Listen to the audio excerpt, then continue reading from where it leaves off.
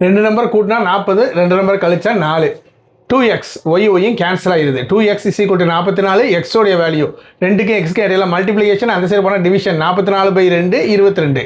மறுபடியும் ஈக்குவேஷன் எழுதுறேன். எக்ஸ் இருக்கிற இடத்துல இந்த 22 போடுவேன். இப்போ இதனுடைய ஒய் வந்து 40, 22 அங்கே கொண்டு போயிட்டோம்னா 18, அதாவது 22:18. இது 2ஆல் கட் பண்ணிட்டோம்னா 11:9. இந்த ஈக்குவேஷன் கொடுத்துருக்காங்க, சால்வ் பண்ணுங்காங்க. இதை பூரா நம்ம சால்வ் பண்ணலாம் 5 நிமிஷம் ஆகும். அதனால் சால்வ் பண்ண வேண்டாம், ஆன்சர்லேருந்து செக் பண்ணுவோம். இந்த மாதிரி எக்ஸோ ஒய்யோ இசட்டு அப்படிலாம் கேட்டாங்கன்னா ஆன்சர்லேருந்து செக் பண்ணலாம். என்ன ஆன்சர் எடுத்துருங்க. 31 1 13. எக்ஸுக்கு பதிலாக 31, 2 × 31. அடுத்தது 3 × 1. அடுத்தது -5, இசட்டுக்கு பதிலாக 13. இதை கூட்டி பார்க்க போகிறேன். 62 3 -5 13 65. இதை கூட்டி பார்த்தா 0 வருது. அதனால நம்ம எடுத்துருக்கக்கூடிய ஆன்சர் கரெக்ட். ரேஷியோ 4:5:6. ஆவரேஜ் வந்து 25. லார்ஜஸ்ட் நம்பர் அப்படின்னு கேட்காங்க. இது டிஎன்பிஎஸ்சியுடைய ப்ரீவியஸ் கொஸ்டின். ஆவரேஜ் வந்து 25. எத்தனை நம்பர் இருக்குது? 3 நம்பர் இருக்குது. அதனால் 3 × 25ன்னு வச்சுக்கிட்டேன். ஆவரேஜ்னா 3ஐயும் ஆட் பண்ண போகிறேன். 6 4 10 15. இந்த 15 பங்கு 75. அப்போனா ஒரு பங்கு 75 15ஆல் வகுத்துட்டோம்னா ஒரு பங்கு என்ன வந்துடும்? 5. என்ன கேட்காங்க? பெரிய நம்பர். பெரிய நம்பர் இந்த இடத்துல என்னது? 6. ஒரு பங்கு 5னா 6 பங்கு என்ன வந்துடும்? 30. நன்றி, வணக்கம். ஒரு டிஎன்பிஎஸ்சி ப்ரீவியஸ் கொஸ்டின் பார்க்கும்.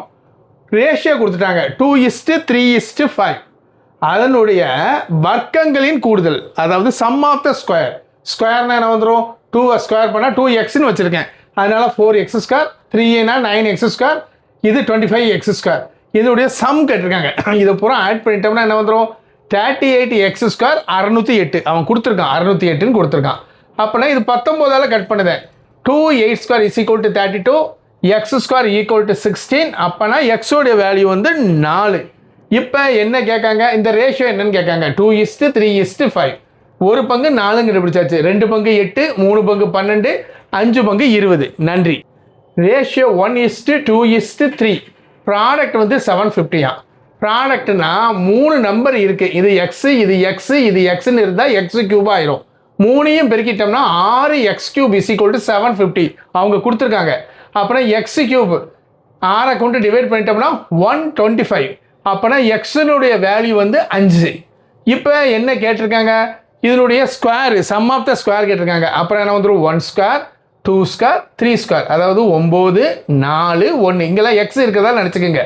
அப்போனா இந்த இடத்த இதை பூரா சம் பண்ணிட்டோம்னா 9 4 13 14. 14x² எவ்வளோன்னு கேட்காங்க. எக்ஸ் வந்து 5. 5² என்ன வந்துடும்? 25. 14ஐயும் 25ஐயும் மல்டிபிள் பண்ணிட்டோம்னா 350.